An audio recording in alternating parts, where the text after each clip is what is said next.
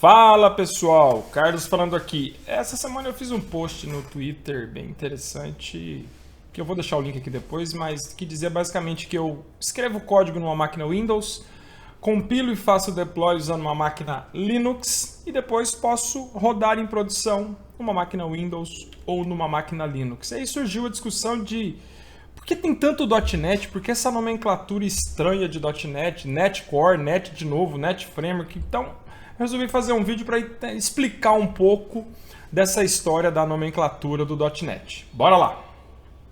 Muito bem, galera. Então vamos lá. Eu coloquei essa imagem, que é uma imagem bem grande, que conta aí a trajetória do .NET. E também aqui, se a gente começar desse lado aqui, né, conta aqui desde o Windows 95, que foi um divisor da Microsoft, né?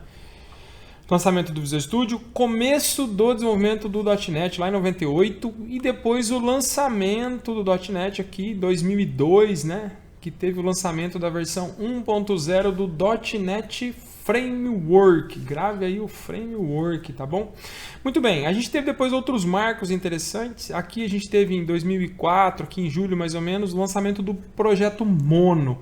O Projeto Mono, se você nunca ouviu falar, foi uma implementação do .NET para Linux.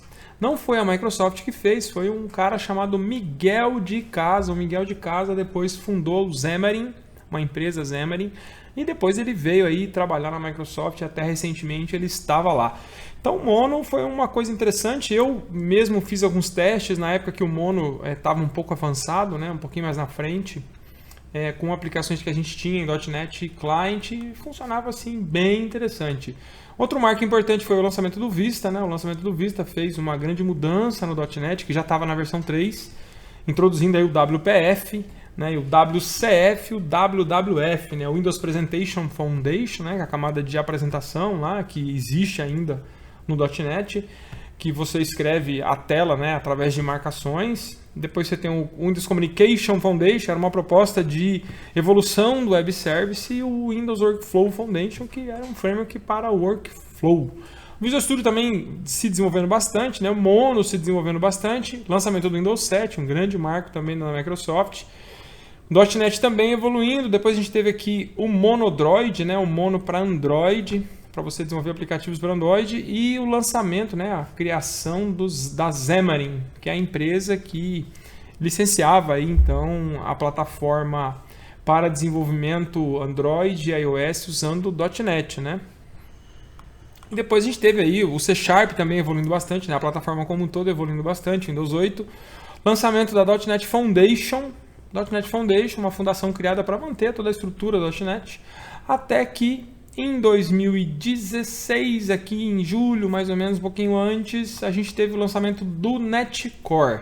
Muito bem, nessa época o .NET Framework estava na versão aí 4.6.1. O .NET Core foi uma ruptura no mundo do .NET, né? Até então, o .NET Framework rodava exclusivamente Windows, né? Ainda hoje roda exclusivamente no Windows.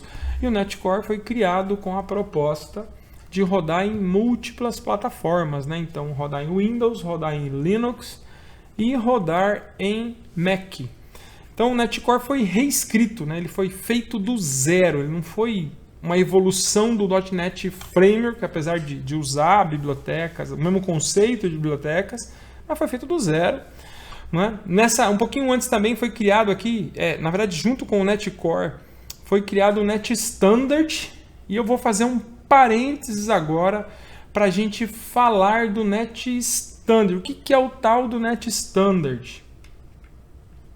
Então, deixa eu só tirar um pouquinho do zoom aqui. Vamos aqui. NET Standard. Então, o NET Standard foi não é bem um framework, mas é uma camada de compatibilidade que foi construída para que você pudesse escrever códigos, então, no padrão Standard, né, na biblioteca Standard, que pudesse ser usado no .NET Core e também no .NET Framework. Então, quando o .NET Framework chegou lá na versão 4.6.1 ou 4.6.2 e o .NET Core estava na versão 2.0, então existia uma compatibilidade aqui, né, que eu podia então escrever um código em .NET Standard e usar tanto no Core quanto no Framework. Eu fiz uma apresentação para a .NET Foundation num evento uns anos atrás, falando exclusivamente de NetStandard. Eu construí um repositório no Git com exemplos de código, com o slide lá que eu usei na época, com toda a explicação conceitual disso. Eu vou deixar o link na descrição para vocês. Então, o NetStandard não é um novo framework, não é um outro framework, mas ele é um meio da gente poder compatibilizar códigos de Core e Net Framework, beleza? Então, vamos voltar lá para o nosso gráfico. Então a gente estava aqui no NetCore, NetStandard. NetStandard então evoluiu até a versão 2, né? Assim como o NetCore. NetCore na 2.1 já estava no Standard 2. O NetFramework foi até a versão 4.8. Então a versão 4.8 foi a última versão do NetFramework, o Net para o Windows. A Microsoft ainda hoje lança atualizações para o NetFramework, assim como lança também atualizações para o NetCore e para os outros Nets.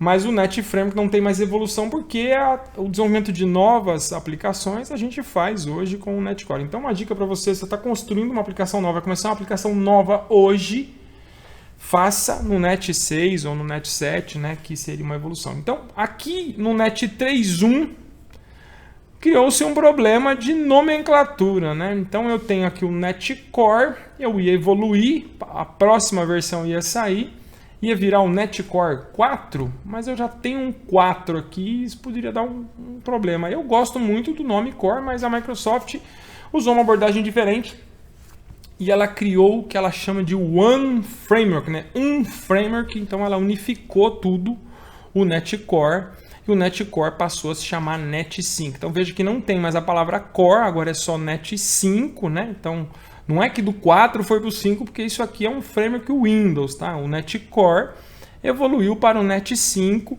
agora estamos no Net 6, que foi lançado aí no final do ano, e a gente está em vias de lançamento aí do Net 7, do 8 e assim sucessivamente. A Microsoft vai evoluindo a ferramenta. Então, quando a gente fala NetFramework, a gente está falando de Windows apenas.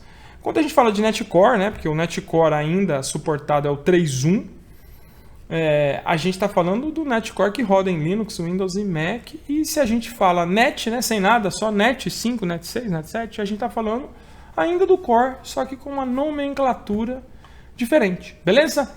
Gostou do vídeo? Deixa o like, faz um comentário aí. Valeu!